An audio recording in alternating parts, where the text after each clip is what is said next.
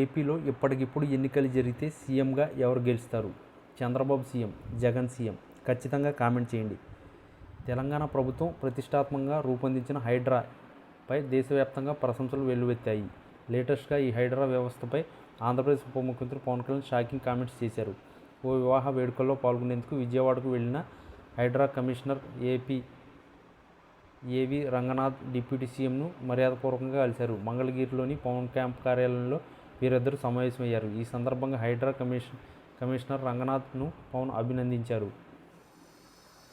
పవన్ కళ్యాణ్ మాట్లాడుతూ హైడ్రా లాంటి వ్యవస్థలు పాలనలో పారదర్శకతను తీసుకురావడమే కాకుండా ప్రజల న్యాయం జరిగేలా చేయాలన్నారు. ప్రభుత్వ భూములపై అక్రమ నిర్మాణాలు, ఆక్రమణలు, ఫేక్ రికార్డులు వంటి సమస్యలను పూర్తిగా నివారించడంలో ఇది కీలక పాత్ర పోషిస్తుందని చెప్పారు. ఇది కేవలం సాంకేతిక వ్యవస్థ మాత్రమే కాదని టెక్నాలజీ ఆధారంగా రూపొందించిన సమగ్ర పరిపాలన మోడల్ అని పవన్ అభిప్రాయపడ్డారు. రంగనాథ్ లాంటి నిబద్ధత గల అధికారులే వ్యవస్థలను జీవం పోస్తారని ప్రశంసించారు. కొత్త వ్యవస్థను సృష్టించడమే కాకుండా సరైన అధికారాన్ని ఎంపిక చేసి పూర్తి స్వేచ్ఛతో పనిచేసే అవకాశం ఇవ్వడం నిజంగా అభినందనీయం అన్నారు.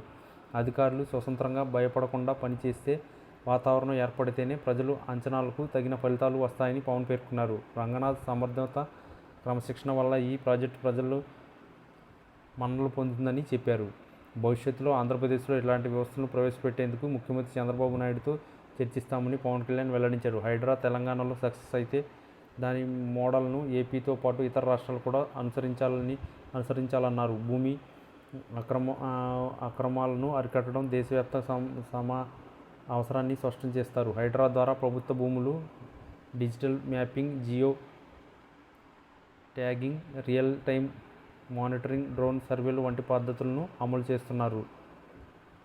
ఇక హైదరాబాద్ నగరంలో చెరువులు పర్యవేక్షణే లక్ష్యంగా ఏర్పాటు చేసిన హైడ్రా టీం విజయవంతంగా పనిచేస్తుందని, అక్రమాలపై కొరడా